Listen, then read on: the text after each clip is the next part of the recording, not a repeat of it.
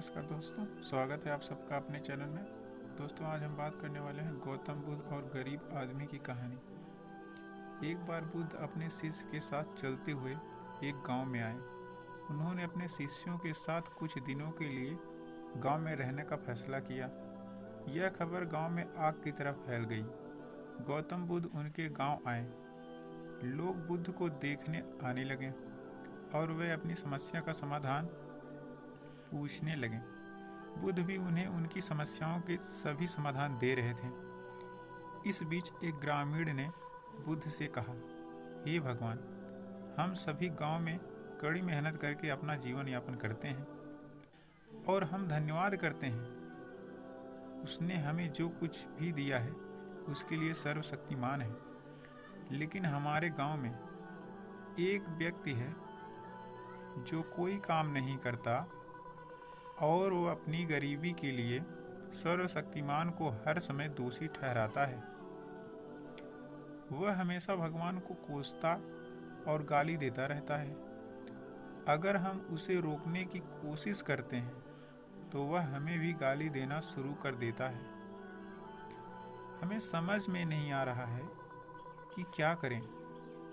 बुद्ध मुस्कुराते हुए कहा, आप लोग कृपया उसे मेरे पास ले आओ। एक ग्रामीण ने कहा, तथागत वह व्यक्ति बहुत कठोर है। वह आपको भी गाली दे सकता है और हम उसे आपका अपमान करते हुए नहीं देख सकते, इसलिए उसे यहाँ बुलाना उचित नहीं है। बुद्ध मुस्कुराए और कहा, चिंता मत करो, तुम उसे यहाँ ले आओ। उससे कहो कि भगवान बुद्ध तुम्हारी समस्या का समाधान कर सकते हैं। गांव वाले उसे पहले लाने गए। उस व्यक्ति ने जाने से इनकार कर दिया और कहने लगा, बुद्ध पाखंडी है, वे सभी नकली हैं, मैं किसी के पास नहीं जाऊंगा। लेकिन जब कुछ प्राणियों ने उन्हें बताया कि बुद्ध आपकी समस्या का समाधान कर सकते हैं तो वह बुद्ध के पास जाने पर सहमत हुआ। वह व्यक्ति बुद्ध को देखता रहा और कहा, आपने मुझे यहाँ क्यों बुलाया है? क्या आप मुझे बताना चाहते हैं? क्या आप भी चाहते हैं कि मैं सर्वशक्तिमान को गाली ना दूं? जो उन्होंने मुझे दिया है वह मुझे गाली क्यों ना दें? उसने मुझे यह बेकार शरीर दिया, लेकिन शरीर के लिए धन की आवश्यकता है। सर्वशक्तिमान ने क्यों नहीं दिया? मुझे पैसे इस बेकार शरीर के साथ क्या करना चाहिए? अगर आप मेरी पैसे की समस्या को हल कर सकते हैं तो यह ठीक है, अन्यथा अपनी बोरी पैक करें और इस गांव से बाहर निकल जाएं। मुझे पता है कि सभी भिक्षु नकली हैं।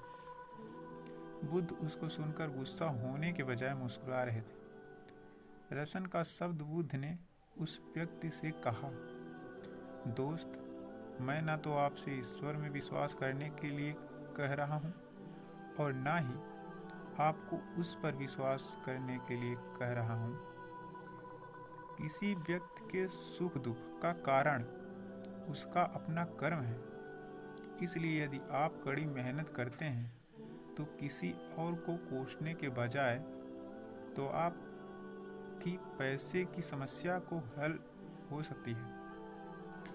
बुद्ध की बात सुनकर वह आदमी उग्र हो गया और कहा, मुझे आपके व्याख्यान की आवश्यकता नहीं है। आप मुझे एक पाखंडी की तरह दिखते हैं। मैं यहाँ केवल पैसे की उम्मीद में आया था। मुझे बताओ कि क्या आप मेरी पैसे की समस्या को हल कर सकते हैं? अन्यथा जाओ। यहाँ से बुद्ध ने देखा कि यह व्यक्ति को समझ में नहीं आ रहा है। जैसे इस बुद्ध ने उस व्यक्ति से कहा, देखो दोस्त, मेरे पास पैसे नहीं हैं और ना ही मुझे किसी भी पैसे की ज़रूरत है, लेकिन हाँ, मैं एक राजा को जानता हूँ। मैं उससे पैसे ले सकता हूँ, लेकिन बदले में आप उसे राजा को कुछ भी देना है। उस आदमी ने कहा, मैं राजा को क्या दे सकता हूँ? मेरे पास उसे देने के लिए कुछ भी नहीं है। तो बुद्ध ने कहा, राजा का एक बेटा है जो जन्म से अंधा है। राजा के चिकित्सक सलाहकार ने कहा है कि अगर वे एक जीवित व्यक्ति की आंखें प्राप्त करें तो वे इलाज कर सकते हैं। राजा के बेटे की आंखों की ज़रूरत, अगर तुम अपनी दोनों आंखें राजा के बेटे को दे दो तो राजा तुम्हें तुम्हारे वजन के बराबर सोना सिक्का देंगे और फिर तुम इनसे अपना जीवन जी सकते हो। बाद में उसे व्यक्ति ने क्रोधित होकर कहा, तुम क्या कह रहे हो? मुझे अपनी आंखें किसी को देनी होगी? आदमी ने कहा, मुझे पैसे की ज़रूरत है, लेकिन इसका मतलब यह नहीं है कि मैं पैसे के लिए अपनी आंखें बेचूंगा। अगर मेरे पास आंखें नहीं होंगी तो मैं पैसा क्या करूंगा? बुद्ध ने कहा, ठीक है, अगर दोनों आंखें नहीं दे सकते हो तो कम से कम एक आंख दे दो। तुम्हारी एक आंख भी मैं राजा से तुम्हारे वजन के बराबर सोने के सिक्के दिला सकता हूँ। उस आदमी ने कहा, क्या तुम पागल हो गए हो? मैं सोने के सिक्के के बदले अपनी एक आंख भी नहीं दूंगा। मेरी आंख अनमोल है, मैं अपनी कीमती आंख कैसे बेच सकता हूँ? बुद्ध ने कहा, अगर आपको पैसे चाहिए तो राजा को आपको कुछ देना होगा। आदमी ने कहा, मेरी आंखें अनमोल हैं, आप कृपया इस मामले को छोड़ दें, मुझे पैसे की ज़रूरत नहीं है, मैं किसी भी कीमत पर अपनी आंखें बेचना नहीं चाहता। यह सुनकर बुद्ध ने कहा, मेरे प्यारे दोस्त, अभी कुछ क्षण पहले आपने अपने शरीर को बेकार कर रहे थे, लेकिन आप कह रहे हैं कि आप आंखें कीमती हैं। आपकी आंखें आपके शरीर का एक छोटा सा हिस्सा है। अगर आपकी आंखें इतनी अनमोल हैं तो आपका शरीर कैसे बेकार हो सकता है? गौतम बुद्ध के इन शब्दों को सुनकर उस व्यक्ति की आंखों में आंसू आ गए।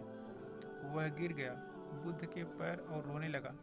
बुद्ध ने उसे उठा लिया और कहा कि मेरे दोस्त, प्रकृति ने हमें एक अनमोल शरीर दिया है, लेकिन अधिकांश लोग इसे अनदेखा करते हैं और खुद को कोसते रहते हैं। कुछ क्षण पहले आप सोच रहे हैं कि आपका शरीर बेकार है, लेकिन आप यह सोच रहे हैं अमूल्य। वास्तव में मनुष्य को जो कुछ भी मुफ्त में मिलता है वह उनकी कीमत नहीं समझता है। इसलिए हमें प्रकृति का आभार होना चाहिए कि उसने हमें यह अनमोल शरीर दिया है, जो सभी जीवित प्राणियों में सबसे अच्छा है। दोस्तों, आशा करता हूँ इस कहानी से आपको बहुत कुछ सीखने को मिला होगा।